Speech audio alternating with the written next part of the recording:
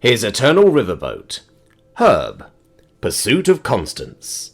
Pleasure and recreation deck. Local time, 15:25 hours. Emma. A baleful melody serenaded the defeat of the elves, while darkness quite literally descended on the entire realm, culminating in a shadowy and wispy mist that drained whatever colour there remained on the board. The life-giving light that shone from overhead slowly drew to a close, resembling the shuttering of a cupola within the domed atrium of an intersolar space liner. However, instead of a physical shutter simply blocking out the light from above, the stained glass quite literally transformed back into the solid fresco we'd seen earlier. Neither soft whispers nor open speech interrupted the solemn hymn of a crumbling virtual realm, as the atmosphere descended further into a regretful melancholy, accentuated by the bowing of strings and the warbling of woodwinds. The ambience of the room barely resembled the hallmarks of victory. Far from it. Instead, everything on display fell neatly into the trappings of defeat.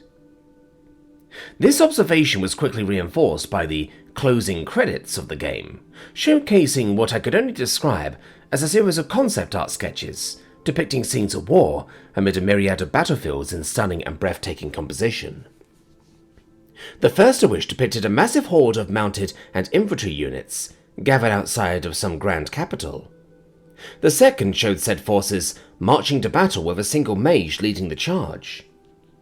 It was the third image where things finally clicked, however, as I suddenly realised that this wasn't just your typical behind-the-scenes concept art shown at the end of most media, but instead custom art depicting stylized scenes of battle from our game.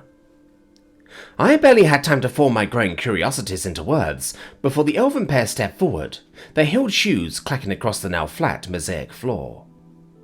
Soon enough they stopped mere feet in front of us, staring at us with varying levels of darkened consternation.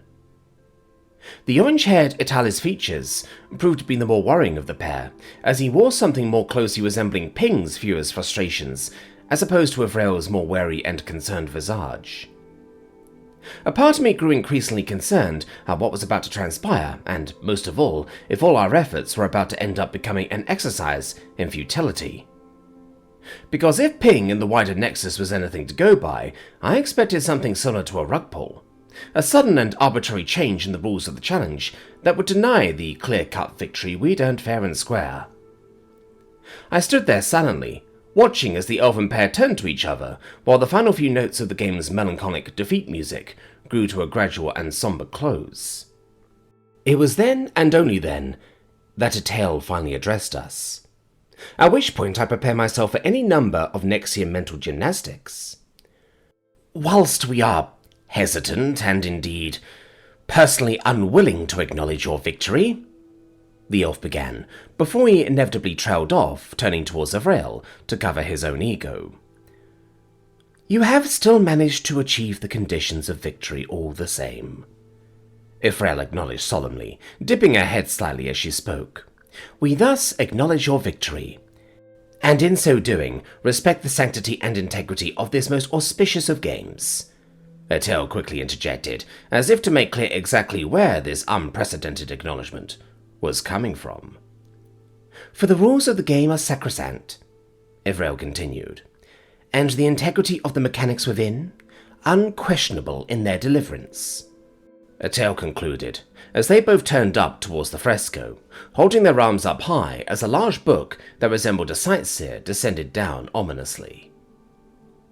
A silence quickly descended on the pair as they quickly pocketed the book into a bag of holding, turning to each other with two very different looks, a growing degree of visible disdain from Attell, and an expression of abject unease from Avrail.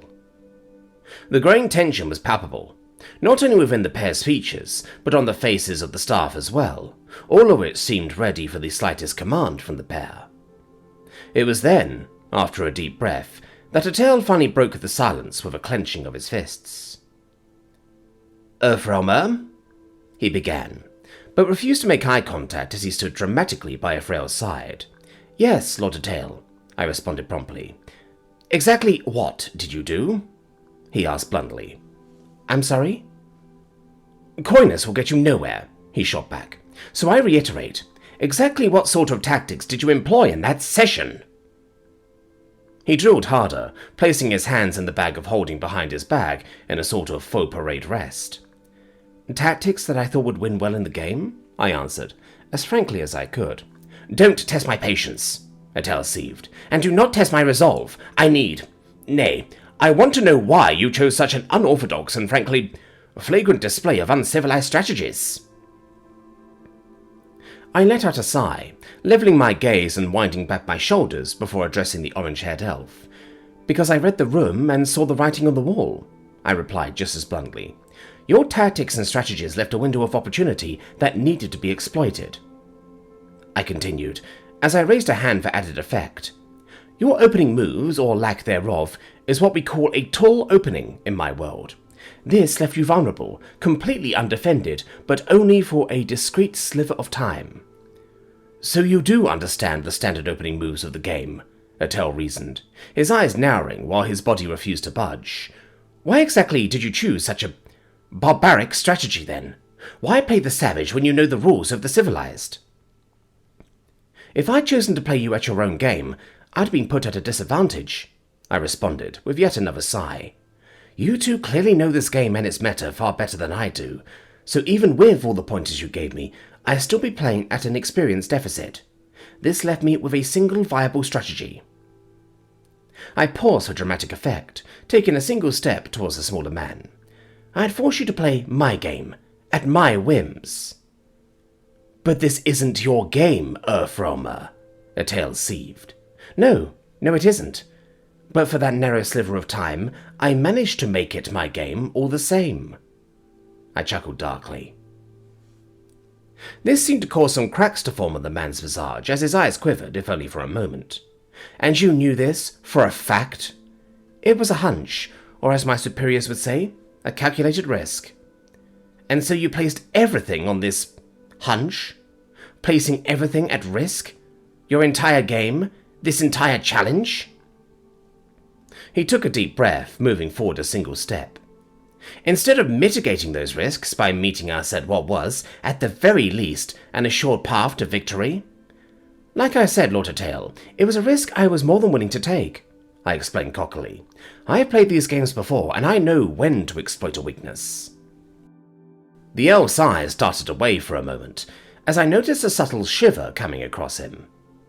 He quickly turned to Avril, who urged him to continue, as he refocused his gaze back towards me with a vengeance. And yet, you still lost, or at least you would have if it wasn't for your ally playing by our strategies.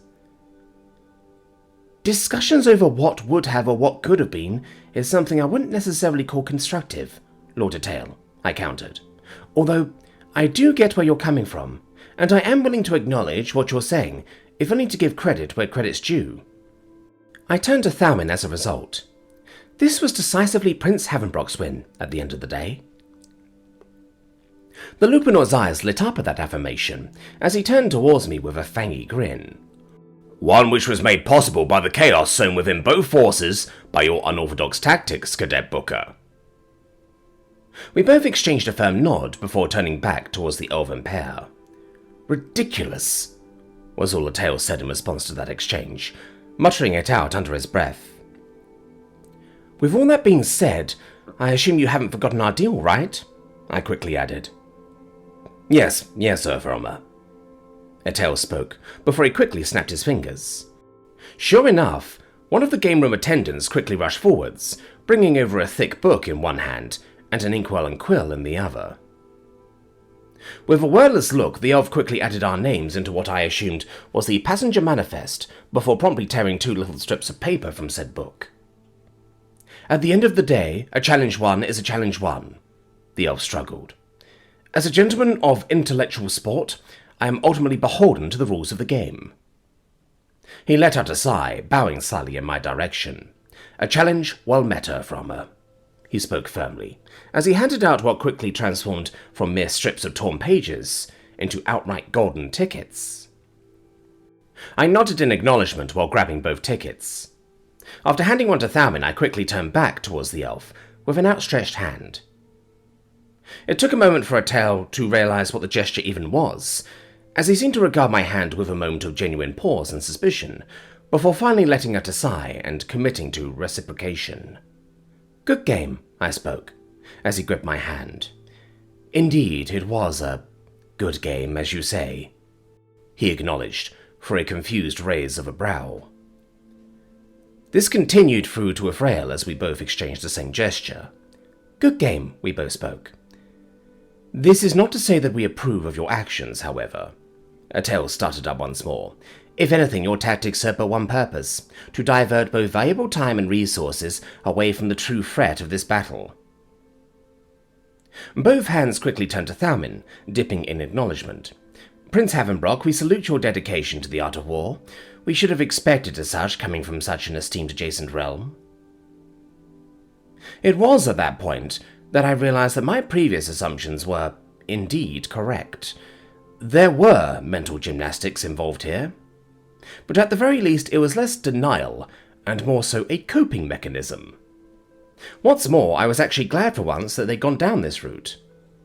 Because if anything, this placed Thalmin in the limelight, and I for one couldn't be happier that he was finally getting the recognition he deserved, even though it was clear from his expression that he wasn't at all expecting this sudden turn of events.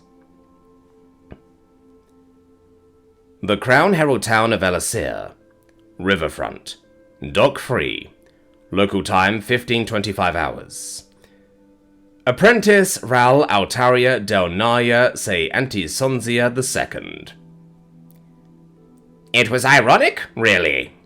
In fact, I was quickly racked by a sense of shame as soon as the realization dawned upon me.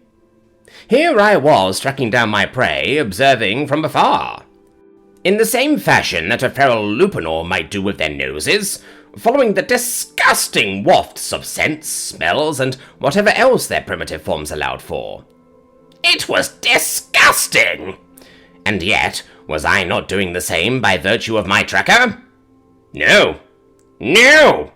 Of course I wasn't.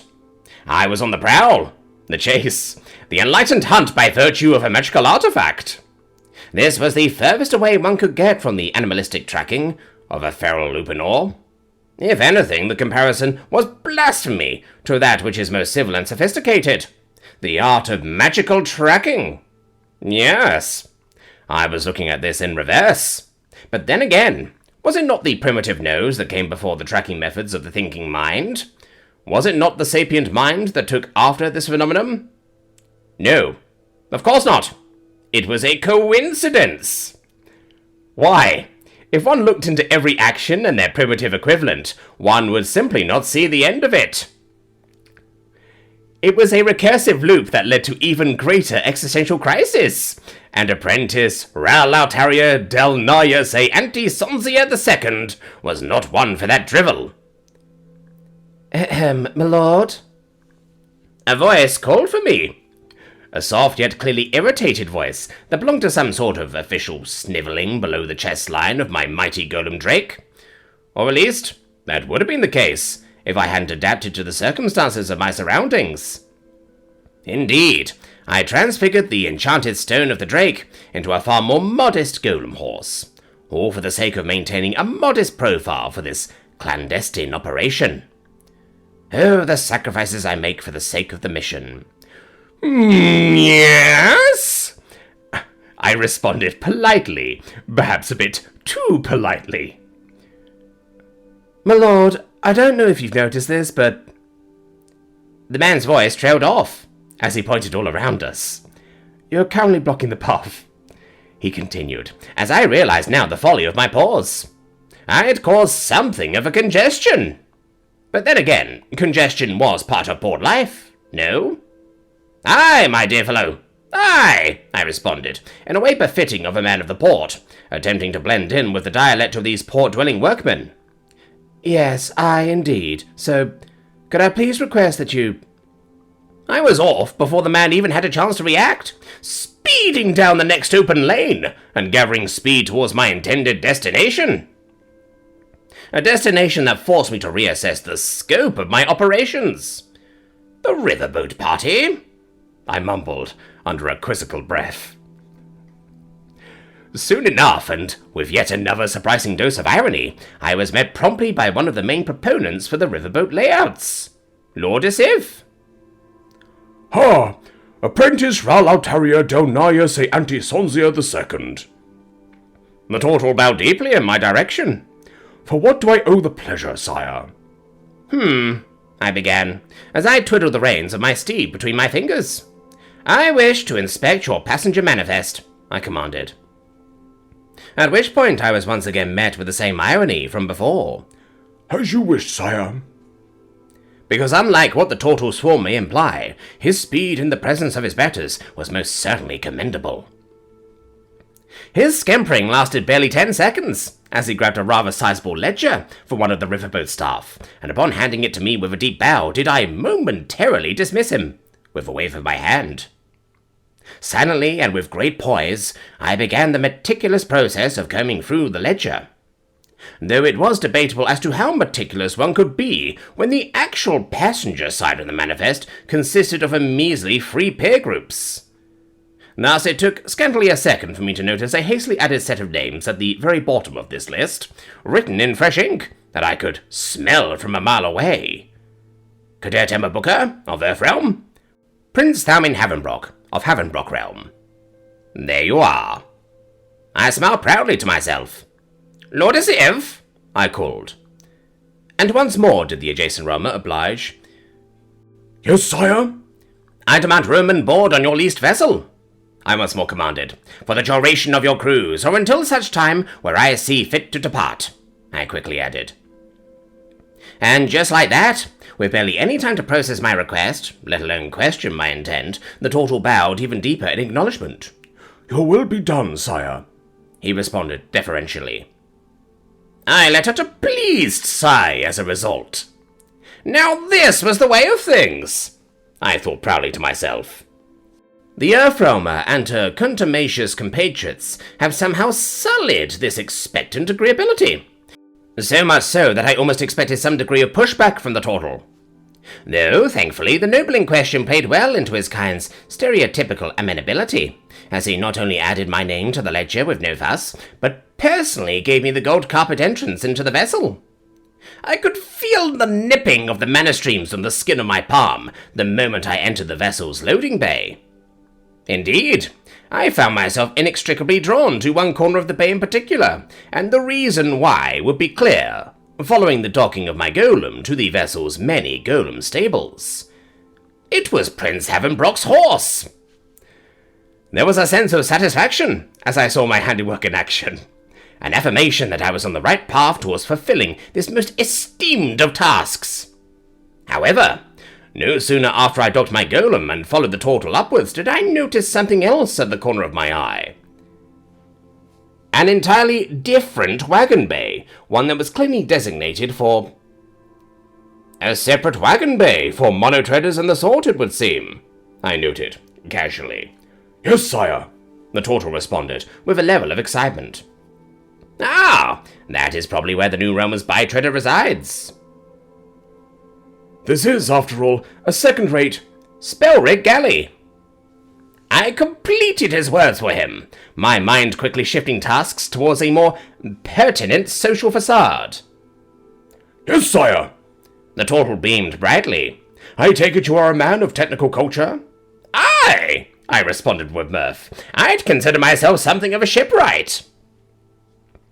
The turtle nodded slowly at this, as it was clear my cover was working.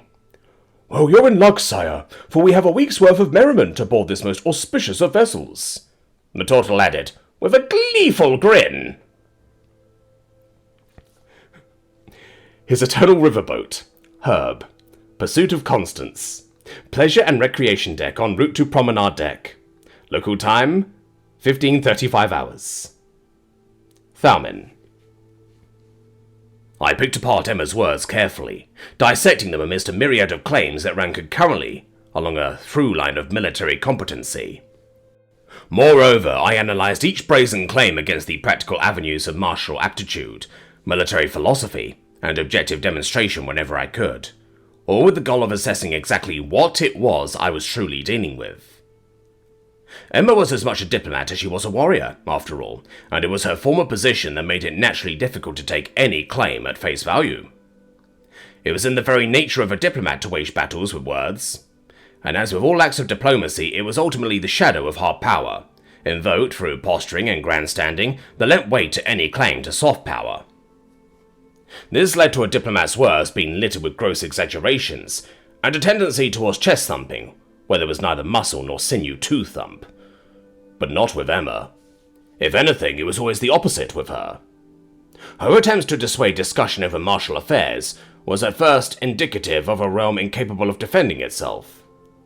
It fit the narrative of the mannerless realm, for what could a realm lacking in the essence of civilized endeavors do, if not falter at the mercy of those with both manner and time on their side? However, with each passing day, and with every obstacle overcome, an inverse picture was quickly painted. A picture that showed a world neither lacking nor weak, but fruitful and powerful.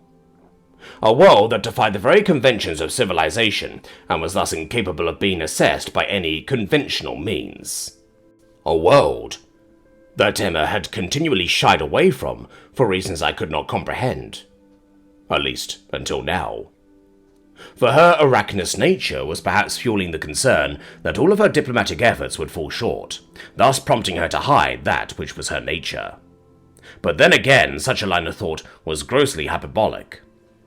The question wasn't the nature of her being, but rather the nature of her martial capabilities, of which one such strategy was finally put on display. Insect swarm tactics was what she called it. A term unnervingly fitting for what had just transpired. Whoa!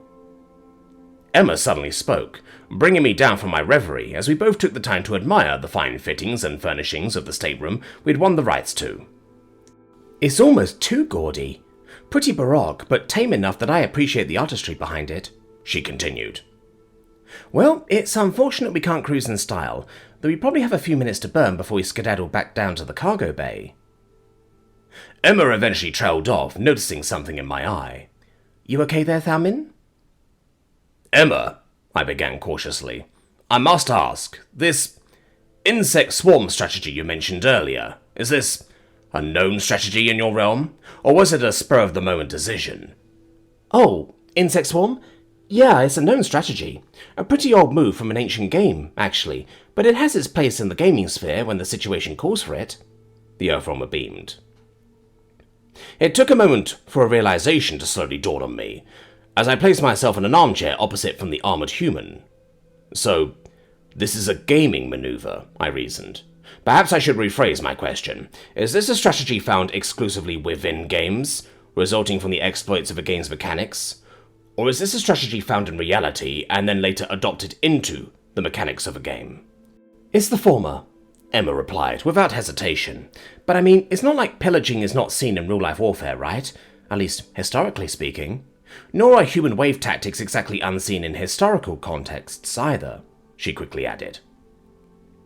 Her response threw me off at first, relief washing over me as I caught her meaning, followed swiftly by understanding. However, that relief wouldn't last for long, as a sense of unease filled the air once the weight of her final point had settled in. So, your realm has partaken in such brazen tactics before? What? The pillaging?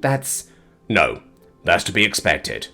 I more so meant the human wave tactics, I interjected. Emma quickly sighed as I narrowed down my suspicions, the Earthrealmer quickly repositioning herself by leaning sideways against the support arch. It's something that we're not proud of, and if it helps any, it's been nearly a millennium since the last time it happened. But yeah, this did happen quite a few times in our history. I see, I nodded slowly.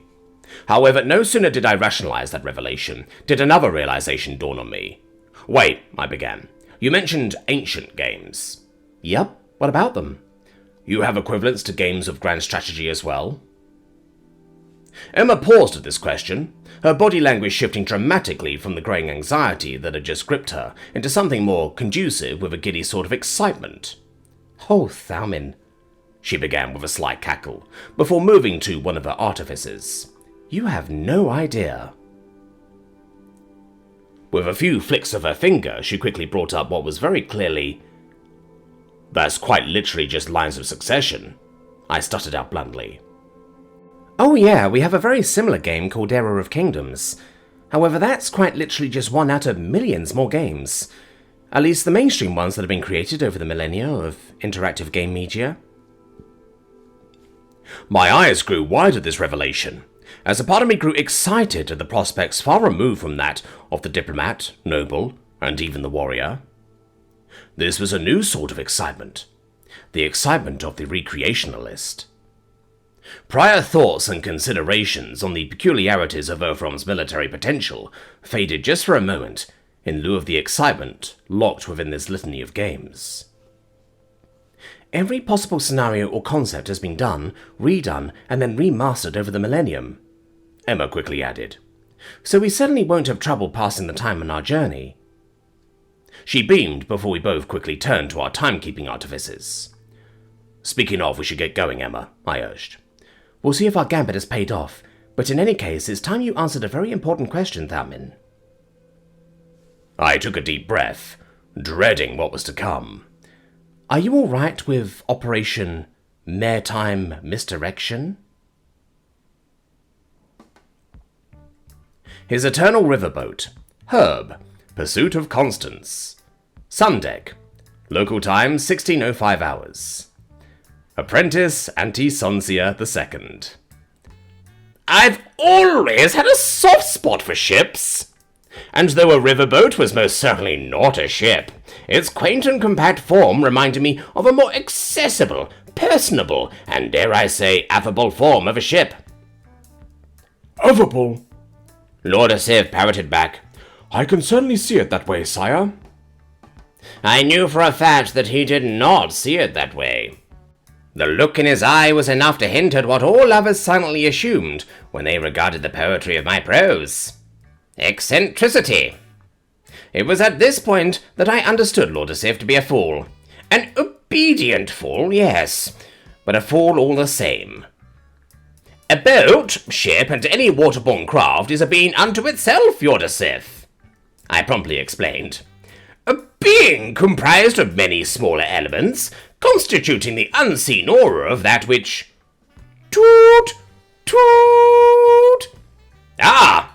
There it is, I noted, as both the turtle and I leaned off of one of the highest points of the vessel, waving those who remained at port goodbye. Following which, the triumphant sound of a marching band was quick to follow, serenading us as we left port and into the deeper waters of the Grand Transgration River system. This truly was a glorious moment. Indeed, one amidst many that would lead towards the week's expectant ends. His Eternal Riverboat. Herb. Pursuit of Constance. Pleasure Deck. Local time 1700 hours. Apprentice Anti-Sonsia II. Many claim that walls could speak. Those many were idiots, for it was the whispers and echoes of those who inhabited these walls, its staff, which truly made up the wispy echoes of the notable events gone by.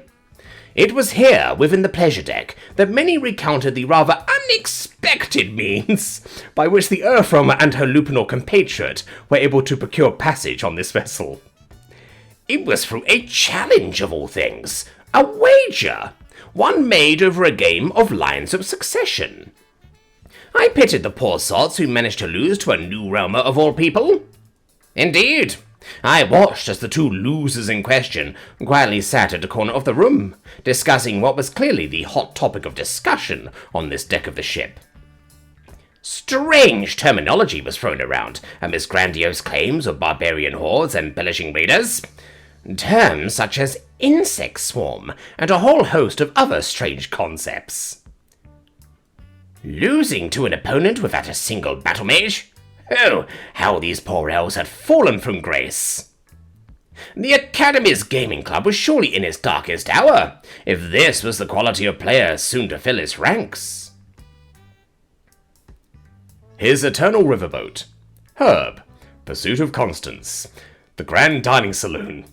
Local time 18:05 hours. Apprentice Anti-Sonsia II. something was wrong. I could feel it. Moreover, I could see it in the constituency of the room. Given that this was a leased vessel, the grand dining saloon's approximately 300 tables were replaced with a single opulent one. It was thus impossible to miss the supposed 9 souls on the manifest within this space. There were only 6 currently present, all of which were the original and intended passengers of this cruise. One of which was dining far above in a personal alcove above the hall so as to not rouse suspicion. Myself. Though 2 of which, the most important 2, were markedly absent. The concern which welled within my heart told me that something was not quite right. However, I countered this with an objective point of observation. The New Realmers peer group had long since exhibited antisocial behavior.